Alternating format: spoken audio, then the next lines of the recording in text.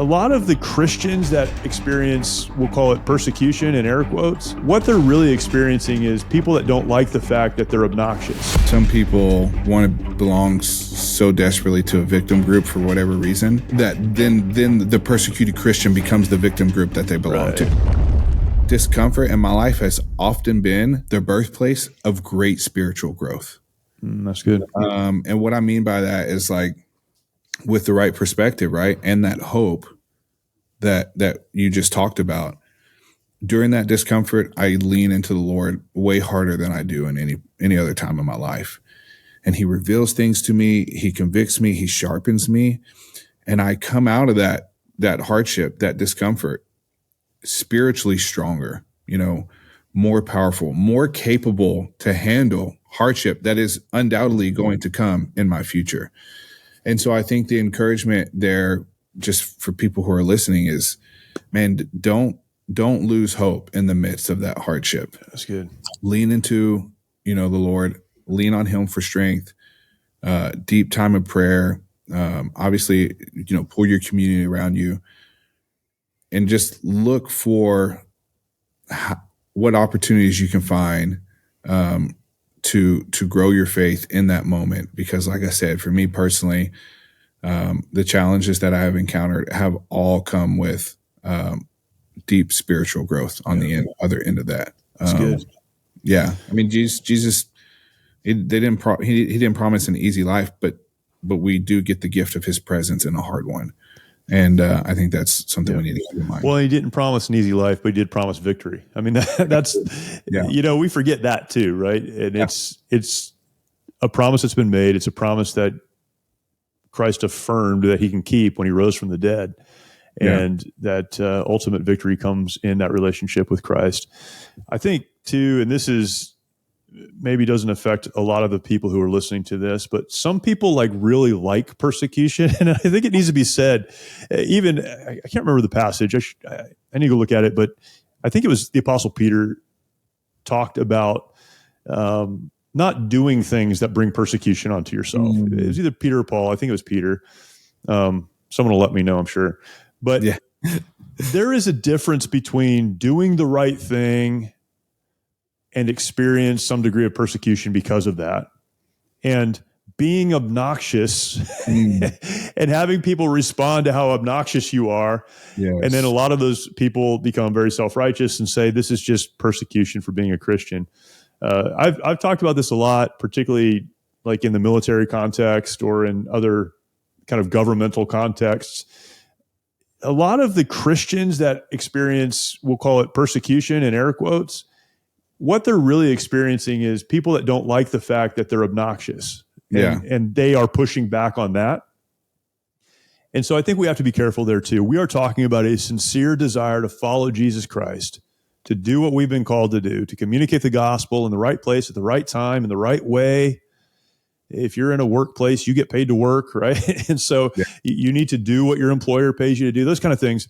We need to keep those in mind, because it's not persecution if people are just responding to you being a jerk to them, even if you're being a jerk in the name of Jesus. Stand up, do the right thing, be the right kind of person, be what God's called you to be. But people know the difference between authentic and inauthentic. And if you're experiencing what you believe to be persecution or even difficulty, trial, those kind of things, I really do think there's a place in your heart that you need to come back to and go, all right, before I make any other decision, did I do something that is out of line with biblical principle that has caused this response or this reaction? Did I put myself in this place is a way to say that. There's silly examples, but one could be you're dealing with financial difficulty and you just kind of go, well, it's persecution. It's the devil because I'm a Christian. Maybe it's because you eat out too much or you don't handle your money well, right? I mean, there are a lot of other reasons that bad things can come into your life. And so before you start blanketing things in persecution, step back, ask the question, did I put myself in this situation unnecessarily?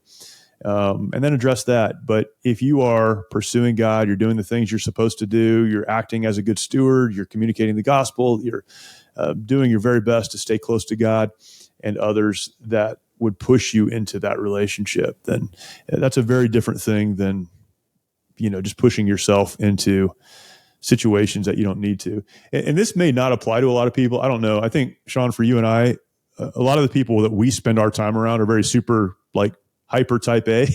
And so when they become Christians, man, they're still super hyper type A, they get after it. Right. And you don't want to tell them not to. But also sometimes you need to go, look, man, like you're causing more friction than you really need to. So anyhow, that's a caveat, separate really conversation. Good point. It's a really good point. I was actually just talking with somebody about this not that long ago. And I feel like I talk about this too much, but I almost feel like this, even like that the victim mindset, I don't know, I talk about that a lot, but I almost feel like some people want to belong so desperately to a victim group for whatever reason that then the persecuted Christian becomes the victim group that they belong to. Right. You know what I'm saying? Right. So I think you just highlighted it very, very well. And we're not trying to over spiritualize everything, right? I mean, God's hands are in everything, but it's like if you get sick from a cold, it's not like, oh, the demons are on my back and the devil's, I mean, I think we need to keep that in perspective as well, that not every little thing that happens to you means that you're encountering some crazy hardship that is, from the enemy. And, because it's sometimes it just means you're dumb. I mean, this is just like truth, right? Like why am I going through this? Because you're not smart. That's it. That's the only reason. I'm not a great counselor for that reason, right? That's kind of the advice I give sometimes, but like, dude, people probably need to hear that part. Like you're dealing with this because you just have made some really bad decisions. This has nothing to do with God or the devil. This is all you. So I think it's important in this conversation to at least acknowledge that, but absolutely. That's good, man. There's a lot of good here. And this really is intended to be an encouraging conversation, not a downer and not even a judgment of any, group or church or person. We just need to realize if you follow Christ and you do it the right way, the biblical way, man, there are going to be some people that don't like you. There are going to be some sacrifices that you have to make that will have very real world repercussions, some things you don't do and may not benefit them the way other people do or whatever. That's okay. Your hope is not in this world or in those relationships. It's in an eternal God who loves you, gave his son for you, paid the price for you, and wants to have a relationship with you. And when that perspective is right, then what's going to jump up in front of you that's going to keep you from moving forward? Yeah, very little. Just keep pursuing God. Yeah, absolutely. I mean, just to hit home what you've already said, I think, I mean, we're not saying that you can't have comfort. We're just saying don't chase comfort. Don't believe the lie that being a Christian is going to make you have some comfortable life, because you were made for more. You were made for boldness. You were made for courage.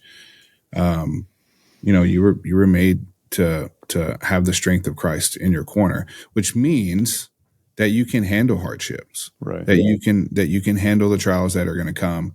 So don't have a faith that dies when it gets hard. Have one that's ready to stand up and march when otherwise standing on the X is going to get you killed. That's it.